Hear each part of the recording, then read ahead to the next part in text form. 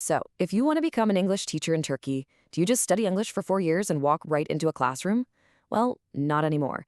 The whole process is actually way more structured and, honestly, a lot more interesting than just knowing the language.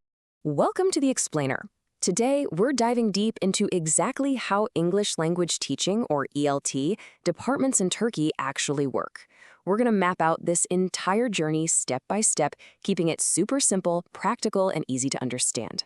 Okay, let's dive into this. Here's our roadmap for today. First, the big picture. Second, the academic ladder. Third, the bachelor's degree. Fourth, going further with an MA and PhD. Fifth, rules of the game. And finally, number 6, your career pathways. Section 1, the big picture. Operating under YUK. Right, so at the very top, ELT departments are strictly regulated by YOK, which is the Council of Higher Education. To picture how universities organize this, just think of a giant umbrella. The dean's office and the Faculty of Education make up that big umbrella. Safely nestled under that, you have the Department of Foreign Language Education as a specific branch. And then right inside that branch is the Division of English Language Teaching, which is the actual program itself. Moving on to Section 2, the academic ladder. Who will teach you? You're going to be learning from a truly diverse team of experts. This academic hierarchy includes everyone from professors and associate professors to assistant professors, lecturers, and research assistants. And this dedicated team is there to guide you from your very first day on campus all the way through graduate research. Section 3, the bachelor's degree, the 4-year journey. So what does the actual undergraduate experience look like? Well, it's an intensive 4-year, 8-semester program taught 100% in English.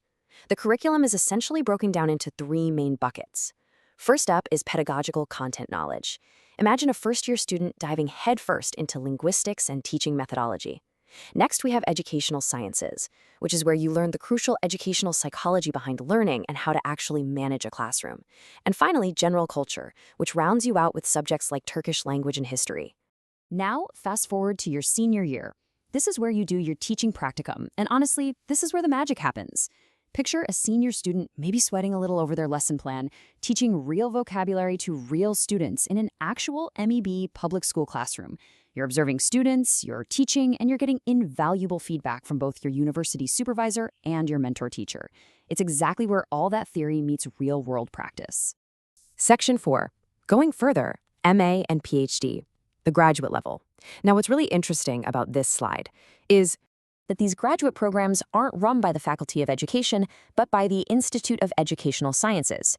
For those who want to specialize, the Master of Arts takes about 2 years. You tackle your coursework first and then write a thesis on specialized areas, maybe something like pragmatics, sociolinguistics, or technology-enhanced language learning. To get in, you usually need solid ALS and YDS exam scores, plus an interview. The PhD, on the other hand, is a roughly 4-year commitment. It involves rigorous coursework, passing a tough proficiency exam, writing a full dissertation, and defending your research in regular progress reports to the Thesis Monitoring Committee, known as TEAC. Section 5, Rules of the Game, Operational Procedures and Standards.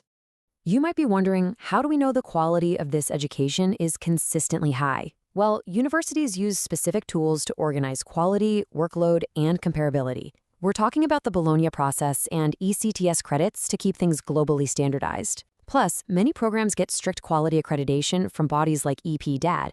And of course, everything runs on a tight academic calendar, driven by midterms or visae and finals. So these aren't just bureaucratic rules. They're vital tools to ensure a Turkish ELT degree meets high international standards. Which leads us to this incredibly true, slightly painful reality. An ELT student in Turkey is usually part teacher, part linguist, part researcher, and full-time deadline manager. Anyone who has ever tried to balance their visa studying while simultaneously writing a research paper and prepping a lesson plan for their practicum mentor, well, they will feel this right in their soul. It is absolutely hard work. Section 6, your career pathways. Where does this lead? Let's move to and see how this builds to your actual career destinations after graduation. Let's look at the public sector track first, because this is super important if you want to teach in state schools. The old KPSS-based system has officially been replaced for this new transition period. Now, candidates take the AGS, the Akademi Giriş Sınavı. For ELT grads, your entry depends on the AGS plus a language component. But here's the catch. Passing the AGS does not mean an immediate permanent appointment. Instead, successful candidates enter the National Education Academy as teacher candidates. There, you complete a comprehensive training period packed with theoretical and practical preparation. During this time, you do receive financial support, but you aren't a permanent teacher just yet. Your final appointment, usually as a contractual teacher, comes only after you successfully complete the entire academy process. And on the flip side, if you take the academic track and pursue an MA or PhD, you're looking at becoming a university lecturer or stepping into a full faculty career. All right, time to challenge you with a quick mini quiz. Let's see what you remember. 1. Which institution regulates ELT departments in Turkey? 2. How long does the undergraduate ELT program usually last? 3. What exactly happens during practicum? And 4. What comes directly after the AGS in the new appointment pathway? Drop your answers down in the comments. I want to see who got them all. To wrap things up, teaching English in Turkey isn't just about speaking the language well. ELT is a highly structured path that beautifully combines academic knowledge, hands-on classroom practice, and rigorous professional preparation. It's truly a globally standardized science of teaching.